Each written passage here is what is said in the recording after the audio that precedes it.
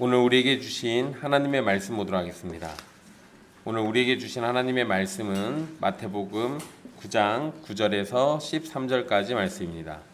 마태복음 9장 9절에서 13절까지 말씀입니다.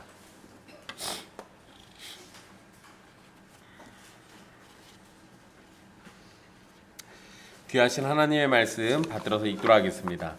예수께서 그곳을 떠나 지나가시다가 마테라 하는 사람이 세관에 앉아 있는 것을 보시고 이르시되 나를 따르라 하시니 일어나 따르니라. 예수께서 마태의 집에서 앉아 음식을 잡수실 때 많은 세리와 죄인들이 와서 예수와 그의 제자들과 함께 앉았더니 바리새인들이 보고 그의 제자들에게 이르되 어찌하여 너희 선생은 세리와 죄인들과 함께 잡수시느냐. 예수께서 들으시고 이르시되 건강한 자에게는 의사가 쓸데없고 병든 자에게라야 쓸데있느니라. 너희는 가서 내가 긍휼을 원하고 제사를 원하지 아니하노라 하신 뜻이 무엇인지 배우라. 나는 의인을 부르러 온 것이 아니요 죄인을 부르러 왔노라 하시니라. 아멘. 이 말씀은 살아계신 하나님의 말씀으로 살아계신 하나님의 말씀입니다.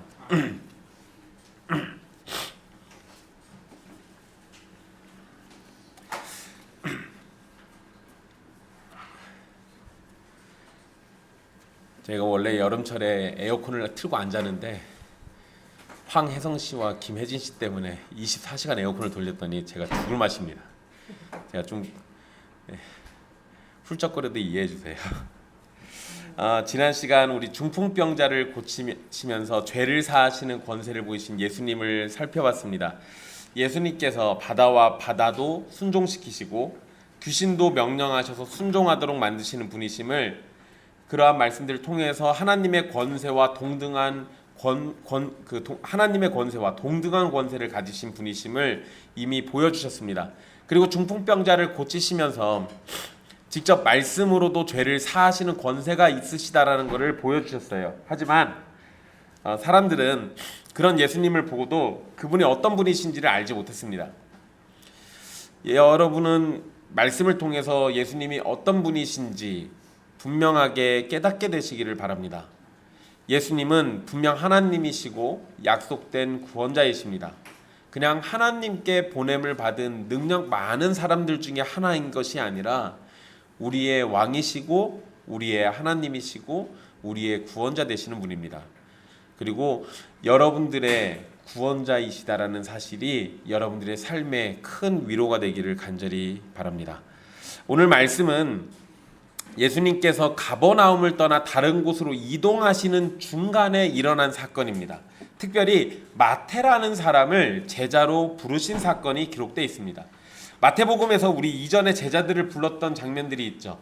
근데 그때는 4명 불렀습니다. 그 4명들 다 어부들이었어요. 근데 이제 그들 말고 이 마태라는 어떤 특별한 사람을 또 부르는 장면이 기록되어 있는데요. 9절의 표현을 보면 예수님이 지나가시다가 마태라고 하는 사람이 세관에 앉아 있는 것을 보셨다고 기록하고 있습니다. 이 마태라는 이름은 히브리어로 여호와의 선물이라는 뜻입니다. 그런데 여러분 이게 좀 재미난 부분이 있는데요. 이 동일한 사건을 기록하고 있는 마가복음 2장 14절에서는 마태라고 안 부르고 알페오의 아들 레위 이렇게 부릅니다. 그리고 누가복음 5장 27절에서는 레위라 하는 세리라고 이렇게 표현합니다. 그런데 마태복음에서는 그냥 마태라고 불러버렸어요. 마태가 자기 이름 자랑하려고 그랬을까요? 얘가 나야. 근데 여러분 그렇게 자랑하기에는 이 세리라는 직업이 굉장히 부끄럽습니다. 그럼 마태는 자신의 과거를 숨기지 않고 기록한 거예요. 오히려 마가나 누가는 마태의 이름을 감추고 레위라는 이름을 사용해서 사도 마태를 보호해주고 있는 겁니다. 그런데 정작 본인은 자신의 이름을 밝히고 있으면서 자신과 같은 죄인이 예수님의 제자가 되고 하나님의 일꾼이 됐다는 사실을 통해서 하나님의 은혜와 사랑을 강조하고 있는 거예요. 마태는 세관에 앉아 있었다라고 이렇게 기록하고 있는데요. 당시 유대인들은 3가지 세금을 납부했습니다. 20세 이상의 남성들은 성전세, 토지세, 그리고 인두세를 냈어요. 이것을 직접세라고 부르는 조세에 포함됩니다. 인두세는 그냥 사람 머리에 따라서 내는 세금이에요. 그리고 모든 사람이 내는 간접세금이 또 있는데요. 판매세, 관세, 통행세가 여기에 해당됩니다. 그러니까 어디 지나가다가 걸리면 통행세 내요. 물건 샀으면 그 관세를 내고요. 판매세도 내는 겁니다. 마태가 세관에 앉아서 한 일은 간접세를 담당하는 겁니다. 거기 앉아가지고 지나가는 사람들 보고 세금 물리는 일을 하는 거예요. 다른 지역에서 들어오는 물건에 대해서 통행세 그리고 관세를 징수하는 일이 세관에서 하는 일인데요. 세관은 세금에다가 일정의 수수료를 더 붙여서 돈을 걷습니다. 그것이 자신들의 수입이에요. 여러분 이거는 이렇게 그냥 세리 마태 이렇게 하면은 별로 느낌이 잘 안 오시잖아요. 여기 세금 납부하시는 성도님들은 1년에 몇 번씩 세금 납부하실 때 그 느낌을 생각하시면 돼요. 국가가 하는 일 없이 세금 많이 뜯어가죠. 세금 내시는 분들은 항상 그 얘기하더라고요. 근데 잘 따져보면 국가가 하는 일은 많습니다. 근데 어쨌든 나한테 뜯어갈 때는 많이 뜯어가요. 굉장히 기분 나쁩니다. 근데 거기에다가 세금 거들어 오신 분이 내 거 일당 좀 더해가지고 가져가요. 그러면 우리가 그 사람을 좋게 보겠습니까? 세상에 저렇게 철천지 원수가 없을 거예요. 마태가 그런 일을 했던 거예요. 그래서 세리들은 유대인들에게 매우 천대받는 직업이었습니다. 특히 이게 세금이 대부분 로마에서 걷는 거예요. 그러니까 로마의 앞잡이 노릇을 하는 겁니다. 그래서 싫어해요. 거기다가 세금을 거두면서 부정부패가 있다는 이유로도 천대받았습니다. 거기다가 또 다른 하나의 이유는 세금을 거둘 때 이 로마의 돈을 세금으로 이렇게 받아요. 근데 유대인들 입장에서는 이방인들의 돈은 부정해요. 쟤네들이 무얼 만지고 저 돈을 만졌는지 아무도 모르잖아요. 그러니까 예를 들면 이런 겁니다. 유대인들은 돼지고기를 먹지 않죠. 부정하다고 생각해요. 돼지고기를 만진 손으로 그 돈을 만졌는데 그 돈을 또 세리가 만져요. 그럼 부정하다고 생각하기가 쉽잖아요. 또는 이방인들은 시체 만졌다고 부정해진다고 생각하지 않습니다. 근데 유대인들은 시체 만지면 부정해지잖아요. 그러니까 시체 만진 손으로 돈을 만졌는데 그 돈을 또 세리가 만져요. 그러면은 세리는 부정하다고 느껴지겠어요? 정결하다고 느껴지겠어요? 부정하다고 느껴지죠. 그래서 유대인들은 그냥 세리를 싫어해요. 사실 여러분 이건 세리를 싫어할 이유를 찾아내는 겁니다. 그래서 세리는 유대인이어도 이방인처럼 여겨졌습니다. 성전이나 회당에도 출입이 불가해요. 못 들어오게 합니다. 만약에 이 세리들이 유대인의 법정에서 증인으로 나오잖아요. 그러면은 증인의 자격조차도 인정하지 않습니다. 얼마나 유대인들이 세리를 미워했으면 당시 랍비들은 뭐라고 하냐면 세리한테 거짓말하는 건 죄가 아니다라고 가르쳤어요. 세리를 속이는 거는 죄가 아니다라고 가르쳤습니다. 그러니까 유대인들이 세리를 얼마나 미워했는지 우리가 알 법하죠. 이런 직업을 가진 마태를 예수님이 보셨고 그에게 나를 따르라 라고 말씀하셨어요. 예수님이 유대인들에게 복음을 전하신다면요, 세리와 같은 사람을 제자로 두는 건 매우 불리한 일입니다.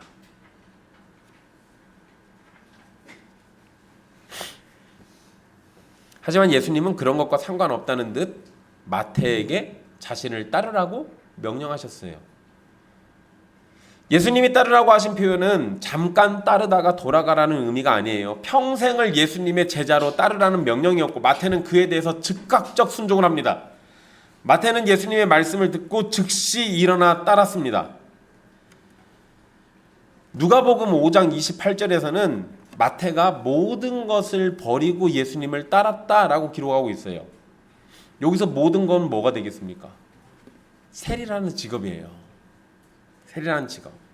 여러분 베드로나 요한도 물고기 잡다가 예수님을 따라갔죠. 이때도 분명히 이들이 다 모든 걸 버리고 따라갔어요. 그런데 베드로하고 요한은 돌아가려고만 하면 얼마든지 돌아갈 수 있죠. 그냥 어부였으니까 배만 있고 그물만 있으면 다시 어부가 될 수 있잖아요. 그런데 세리는 한 번 그 자리를 포기하면 다시는 탈 수가 없습니다. 내가 돌아가려고 해도 그 자리가 남아있지 않을 거예요. 그런 점에서 마태는 다른 제자들보다 더 많은 걸 포기하면서 예수님을 따랐던 겁니다.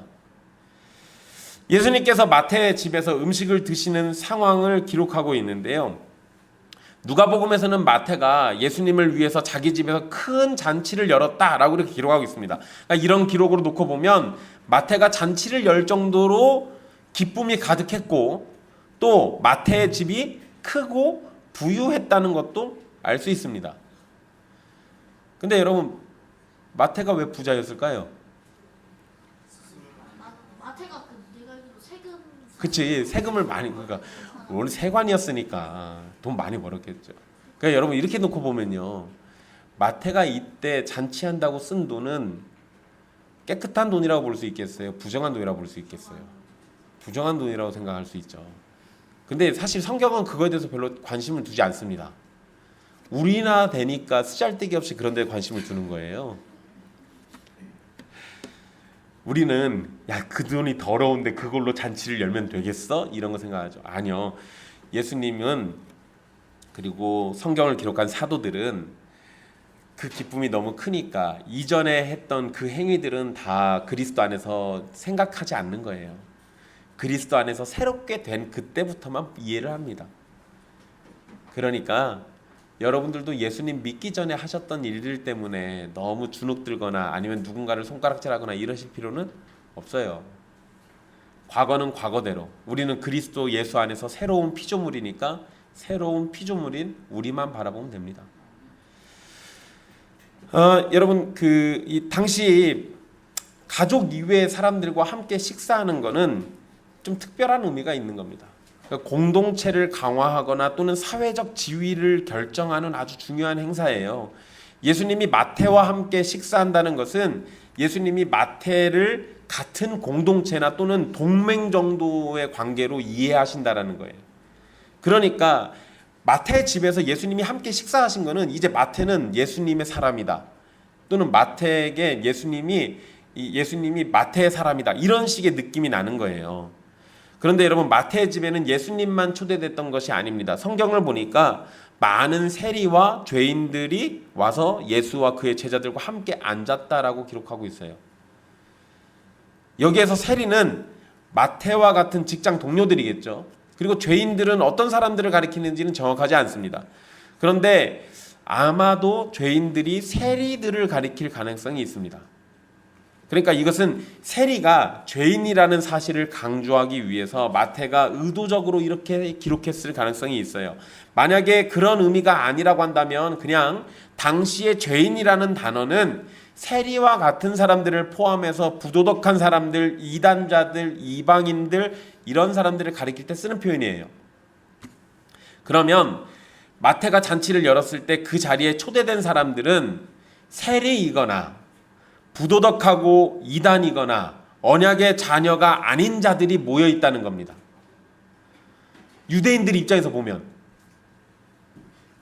깜짝 놀랄 일이에요. 문 닫아놓고 불을 질러야 돼요. 원수들이 다 모여 있으니까. 그런데 죄사함을 주시는 구원자가 오셨고 그분으로 인해서 잔치가 열렸는데 그야말로 죄인들만 잔뜩 모여 있는 겁니다.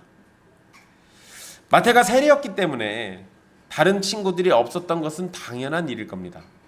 세리면 가족들도 외면해요.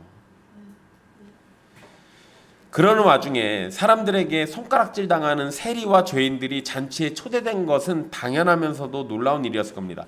아마도 마태는 자기 친구들에게, 자기 가까운 사람들에게 예수님을 소개하고 자신이 앞으로 예수님을 따를 것을 알리려는 목적으로 이렇게 초대했던 것으로 보여요. 그런데 여러분, 당시 랍비의 가르침에서 보면, 당시 유대인들의 가르침에 보면 세리가 집에 들어오면 그 집 전체가 부정하게 된다고 가르쳤습니다. 그만큼 세리와 함께 있으면 부정해진다라고 여길 정도인데 예수님은 그런 세리의 집으로 가신 거잖아요. 자기 집으로 초대한 게 아니라 아예 그냥 그 부정의 결정체인 그 집으로 들어가셨어요. 그리고 그곳에서 마태하고만 논 게 아니라 다른 세리들을 더 데려와가지고 놀아요. 거기다가 누군지도 알지 못하는 그 죄인들까지. 그러니까 당시 가르침에 익숙한 바리새인들에게는 이게 너무나도 충격적인 모습인 거예요. 예수님이 마태의 집에서 식사하실 때 세리와 죄인들이 함께하는 것을 보고 바리새인들이 예수님의 제자들에게 말한 것이 기록되어 있습니다. 근데 여러분 좀 쪼잔해요. 예수님에게 얘기 안 해요. 그리고 제자들에게만 얘기합니다. 이게 약간 뭐예요? 예수님을 이 제자들이 험담하게 만듭니다. 여기서 바리새인들이 식사의 자리에 함께 참여하진 않았는데요. 하지만 그들은 예수님이 누구를 만나고 누구와 식사하시는지에 대해서 관심은 갖고 있었어요. 적어도 바리새인들은 세리와 죄인들과 함께 앉아서 식사는 하지 않았습니다.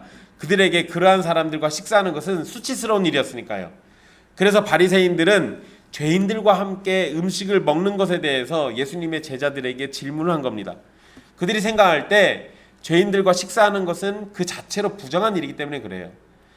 그러니까 예수님은 바리새인들이 제자들에게 하는 말을 들으셨어요. 들으셨다고 하는 거 보니까 바리새인들이 아예 감추려고 한 건 아닌 것 같아요. 약간 그런 거 있잖아요. 옆에 있는데도 괜히 딴 사람한테 말하면서 너 들으라는 식으로 이렇게 얘기하는 거 있잖아요. 약간 그런 느낌인 것 같기도 합니다. 이제 예수님께서 그들에게 말씀을 주시는데요. 예수님이 하신 말씀은 당시의 일반적인 속담이에요. 그 말씀이 12절입니다. 건강한 자에게는 의사가 쓸데없고 병든 자에게라야 쓸데있느니라. 이건 당연한 얘기죠. 당연한 얘기예요. 그냥 그 당시에 흔히 있던 속담 같은 말씀입니다. 여러분 일반적으로 생각해 본다면 병든 사람이 의사를 찾아가고 건강한 사람은 의사를 찾지 않습니다. 이게 정상이죠. 건강한데 의사 쫓아다니면서 약 타는 사람은 약간 이상한, 그 사람은 건강하지 않은 것 같은데요. 약간 그 정도면 정신이 이상한 거예요. 그러면 어쨌든 건강한 사람이 의사를 찾지는 않아요. 그러니까 자신이 영적으로 병든 것을 알고 의사가 필요하다고 느끼는 사람에게는 예수님의 존재가 필요할 수밖에 없는 거예요.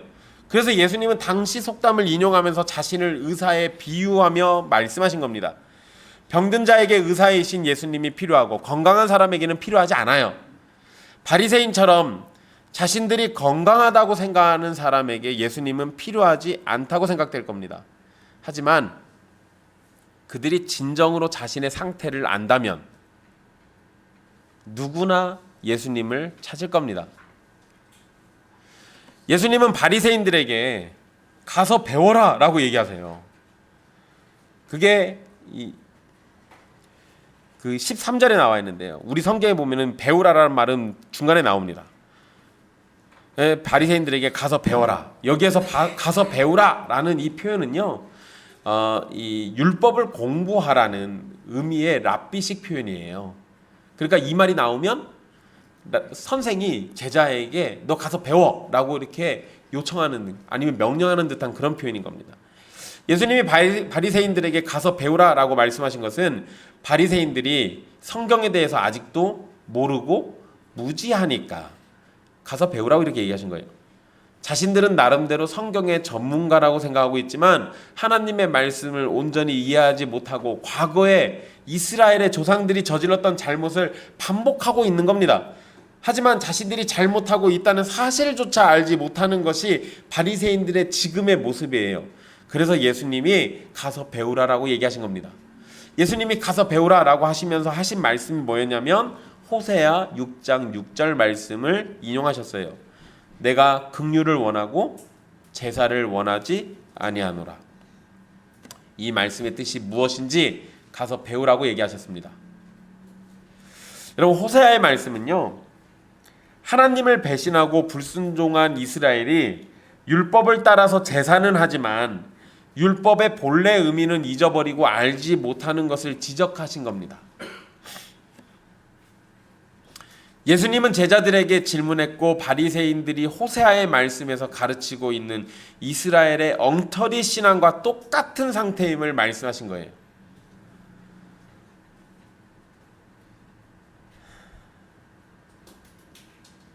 이 호세아 말씀에서는 그러니까 이스라엘은 기계적으로 제사는 드려요.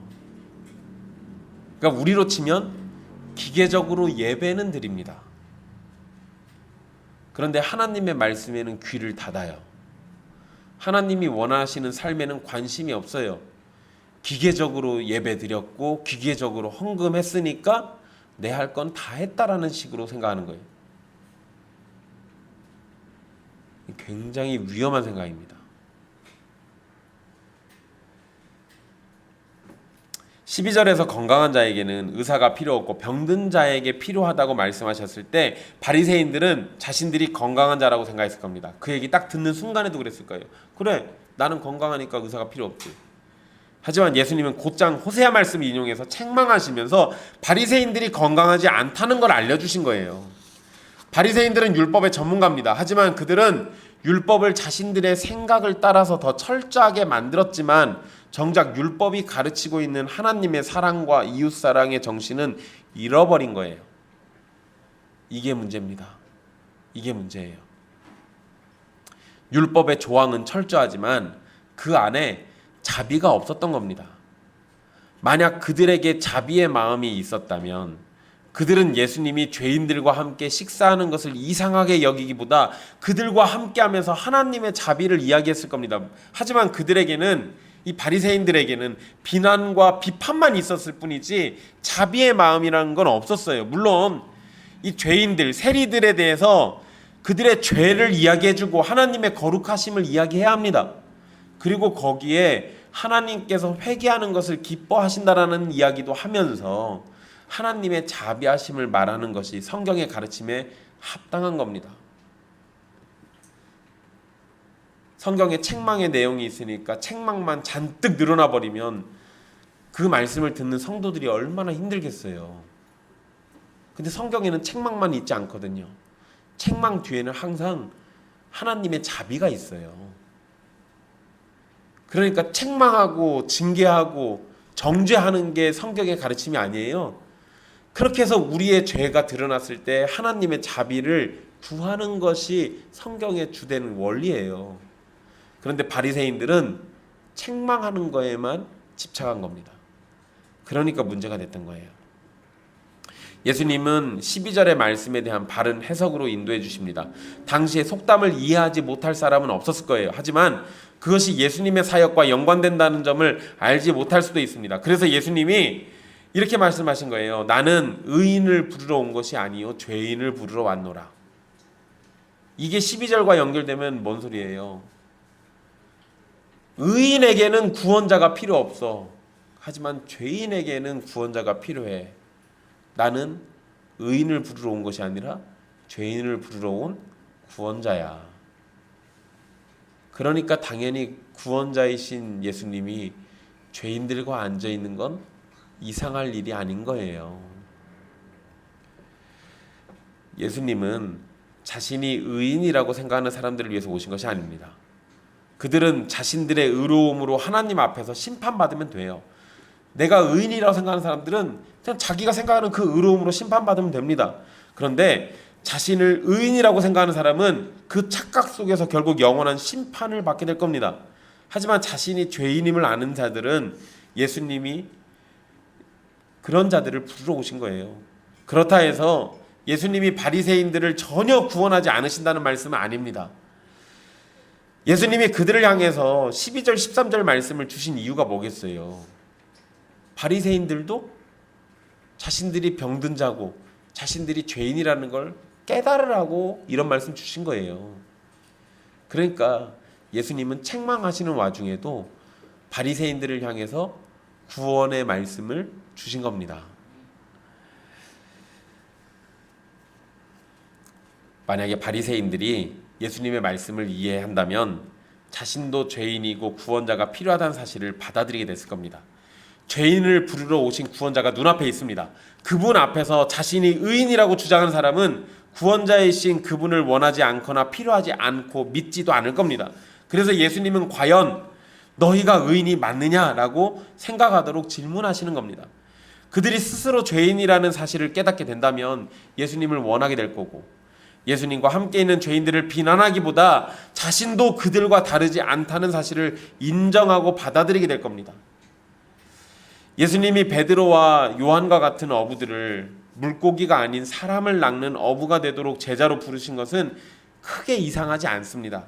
하지만 당시 유대인들에게 손가락질 당하던 세리 중에 하나인 마태를 제자로 부르신 것은 이상하게 보일지 모릅니다.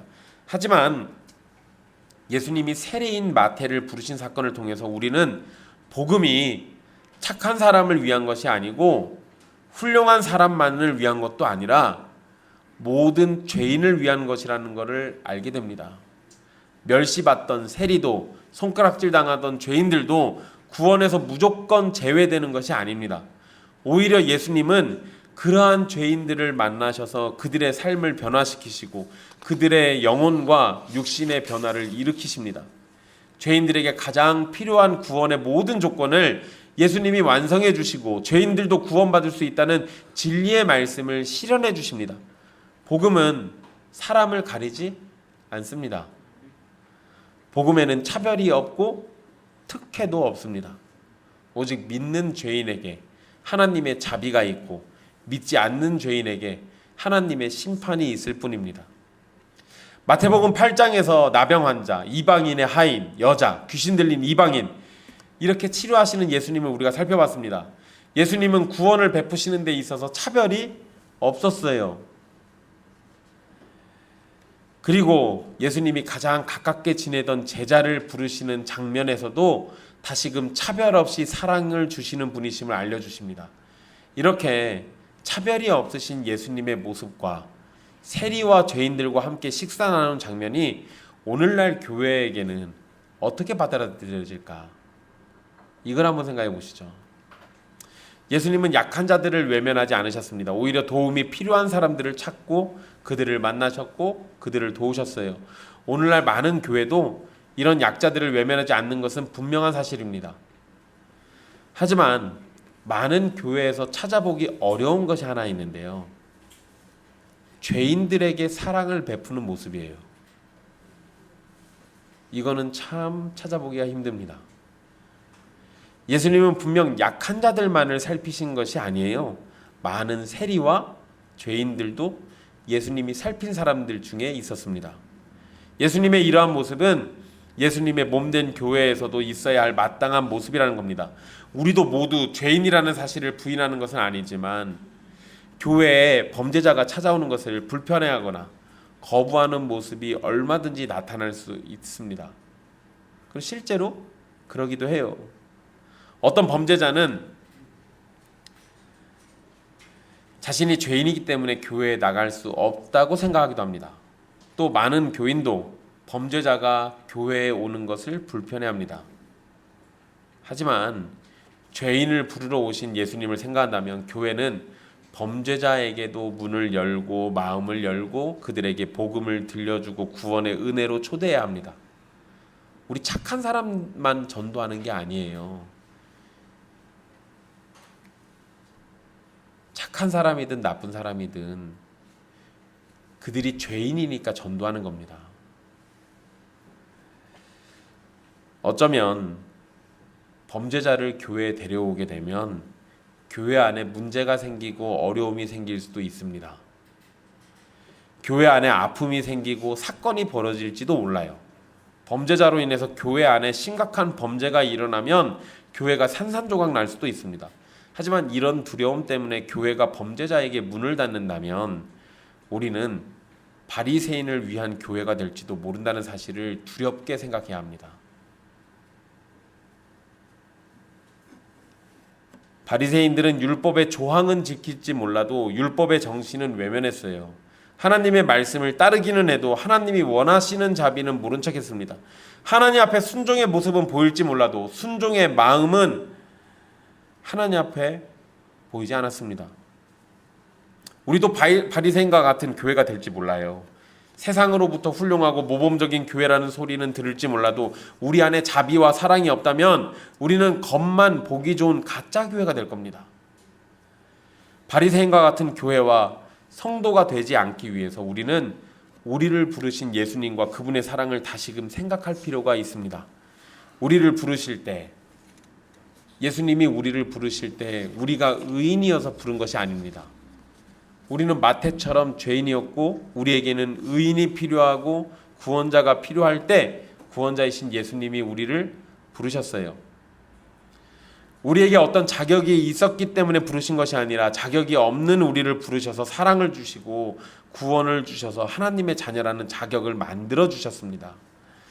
예수님께서 우리를 먼저 이렇게 사랑해 주셨기 때문에 우리가 하나님의 자녀가 되고 교회가 되고 성도가 될 수 있었습니다. 그러니 우리에게 요구되는 것은 모든 것을 내려놓고 즉각적으로 순종하며 따랐던 마태와 같이 긍휼을 원하시는 예수님 앞에 긍휼을 가지고 사랑을 원하시는 하나님 앞에 사랑을 실천해야 하는 겁니다. 우리가 긍휼 또는 자비 또는 사랑을 가지고 사람들을 대할 수 있는 것은 우리가 먼저 하나님의 은혜를 받았기 때문인 겁니다. 그러니 참으로 하나님의 백성이라면 하나님이 원하시는 긍휼을 먼저 보일 것이지 율법의 조항을 따져가면서 옳고 그른 것에 집착하지는 않을 겁니다. 물론 여러분, 교회에는 질서가 필요해요. 옳고 그른 걸 아예 무시하라는 것도 아닙니다. 그런데 그것 때문에 하나님의 자비를 외면하지는 말라는 겁니다. 오늘 말씀의 첫 부분을 마지막으로 생각해 보겠습니다. 마태라 하는 사람이 세관에 앉아 있었으니 마태가 세리라는 사실은 분명합니다. 그런데 여러분, 9절의 표현을 잘 보세요. 예수님은 마태라 하는 사람을 보셨지 마태라 하는 세리를 보신 것이 아닙니다. 사람들은 세리인 마태를 볼지 모르지만 예수님은 마태라 하는 사람을 보셨어요. 이것이 예수님이 자기 사람들을 대하시는 자세입니다. 사람들은 우리를 볼 때 우리를 둘러싼 것들에 관심을 가집니다. 하지만 예수님이 우리를 볼 때 우리의 모든 것을 빠짐없이 알고 계시지만 그저 은혜가 필요한 사람, 사랑이 필요한 사람, 자비가 필요한 사람, 구원자가 필요한 사람으로 보세요. 예수님이 세리인 마태에 관심을 두셨다면 그가 세리로서 얼마나 더러운 존재인지를 생각하셨을 겁니다. 하지만 마태라는 사람에게 관심을 두셨기 때문에 그의 과거가 어떠하든 마음에 두지 않으시고 그를 자기 사람으로 불러서 새로운 피조물이 되게 하신 겁니다. 사랑하는 형제 자매 여러분, 예수님은 죄인인 우리를 부르실 때 얼굴을 찌푸리며 우리의 추함을 싫어하지 않으셨습니다. 예수님은 죄인인 우리를 부르실 때 우리의 죄악으로 풍기는 악취를 고약해 하지 않으셨어요. 예수님은 죄인인 우리를 부르실 때 우리의 과거를 들추어 비난하지 않으셨습니다. 예수님은 죄인인 우리를 부르실 때 우리의 상처를 파헤치고 아픔을 주지도 않으셨어요. 오히려 우리의 과거를 품어주시고 상처는 싸매주시고 우리를 새롭게 태어나도록 해주셨습니다. 예수님은 죄인인 우리를 부르실 때 우리의 연약함을 업신여기지 않으셨습니다. 예수님은 죄인인 우리를 부르실 때 우리의 부족함을 조롱하지도 않으셨어요. 오히려 우리의 연약함을 알고 계시기에 친히 우리의 도움이 되어 주셨고 우리를 있는 그대로, 우리 있는 그대로의 모습 그 자체로 사랑해 주셨어요. 이렇게 사랑이 많으신 예수님이 저와 여러분의 구원자이십니다. 우리의 주님이시고 우리의 왕이시며 우리의 모든 것 되시는 예수님을 바라보십시오. 그리고 이렇게 해주셨으니 예수님의 백성으로 사는 것을 기뻐하십시오. 예수님의 부르심을 즐거워하십시오. 예수님의 몸된 교회가 된 것을 여러분의 최고의 자랑으로 여기십시오. 우리는 이런 사랑 가운데 예수 그리스도의 사람이 되어가는 겁니다. 기도하겠습니다.